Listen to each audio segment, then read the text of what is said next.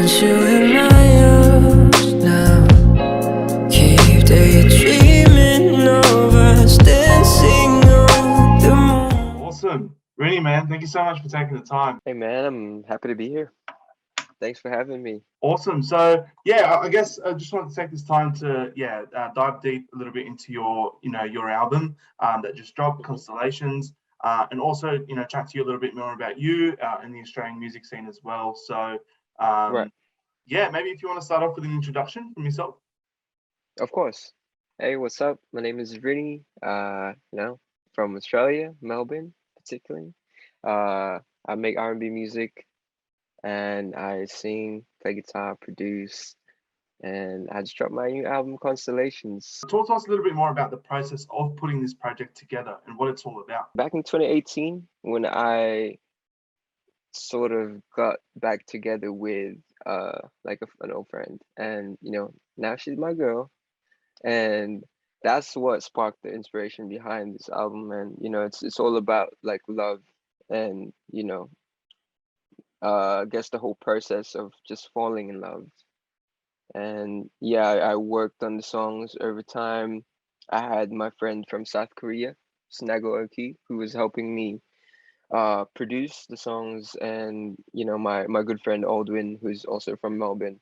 So yeah, it's like two different times in my life where the first part was like meeting this girl and starting this relationship, and then transitioning into like moving out of country, working, and being away from her, and uh just the feeling of that long distance relationship. Absolutely, man. I think from top to finish, it had such great structure, and the way you did organize that track list was very inspirational. And I think it allows a lot of people to relate as it goes through the different stages of falling in love, and that's one thing we really enjoyed.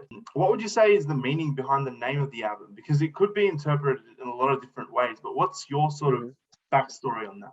I guess for me, constellations is like like how constellations are stars connect that are connected to like form something like a pattern or whatever. And to me, like, I sort of just saw it like people are also connected, and people meet each other for purpose, and it's not an accident, like how we are meeting now. And it's sort of like everything affects everything kind of thing. And yeah, like we form patterns, we make events and all that. And that's what happened with me and my special someone. Obviously, like, we sort of just reconnected again, and it felt like it was meant to be. It is deep, man, and I think we have started to figure it out, sort of towards the end of the project. A lot of different songs, we're talking about different scenarios and different, hardships of love, and Yes, as you exactly. get deeper into it, you start to make that connection between, Hmm. sometimes it is just a cosmic thing that's happening that's, bringing certain aspects into our lives for some reason, Right, exactly. On No, point. and in terms of the project Constellations, in your opinion, what's your favorite song on there? Ooh.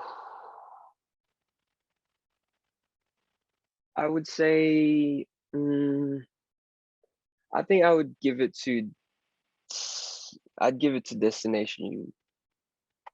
Yeah, I feel like it's just a track that I've you know, never really made a track like that.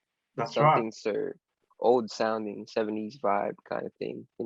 The words to the song is very relatable to me at that time, because I was in the States, and I was just like trying to get back home, so I can be with this person. And it's like my destination is you. Yeah.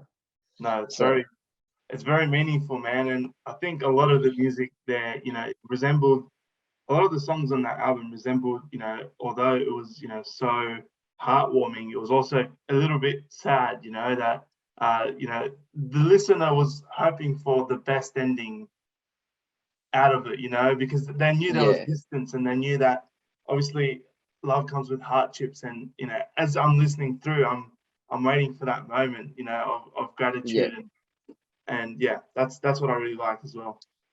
And you obviously grew your sound, you know, started out in Melbourne, grew your sound from a local R&B scene here in Australia onto a Yeah. global scale. How was that experience for you? Because I started working on my music when I was 17, and before that I was doing like YouTube covers, you know, I was singing uh um Kalani songs, Bryson Tiller songs, Daniel Caesar songs, and I guess like that started to like get a fan base, you know, and people eventually asked like, you know, are you gonna make your own songs? Are you gonna write and stuff? And I never really thought about it until that, and then I did it, and people started to like, you know, mess with the music heavy. What hardships did you experience with that? You know, obviously, you know, moving overseas and starting a whole new thing in a scene that you weren't too familiar with. How did that sort of work out for you?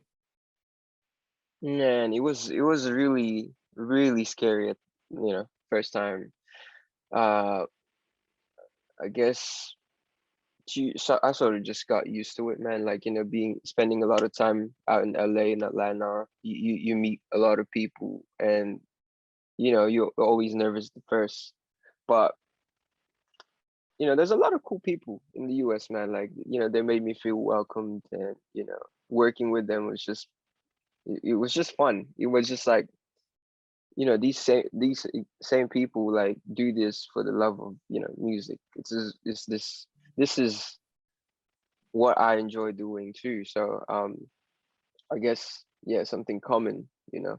In terms of yourself, man, what sort of advice would you give to artists in Australia at the moment that are sort of working to get their music recognized, you know, locally and globally?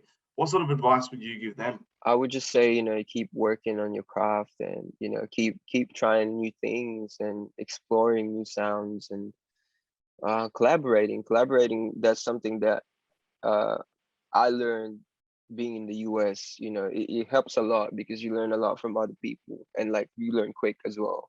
So collaboration is key. In terms of yourself, Rini, any plans to, you know, hopefully once borders are open, I know it's a little bit tough at the moment, but to come back down under and do some tours, do some live gigs? Yeah, for sure.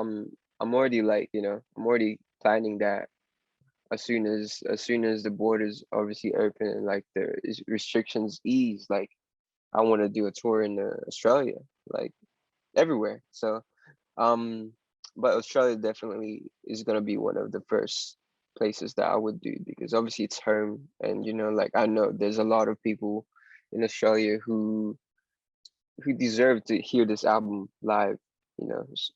That's, you know, Melbourne especially, like every time I do a show, like everybody pulls up and they just show so much love, you know. So I just want to return that favor. Awesome, man. That's awesome. No, we can't wait. And yeah, as soon as those Sydney gigs open, we'll definitely be there. So yeah, For look, sure. really appreciate your time today, Rini. You know, as I said before, you know, we've been big fans, and you're actually one of the artists that was the inspiration for us to start our platform. So um, Wow. yeah, so Wow. we really appreciate it, and Thank you, man. I appreciate that.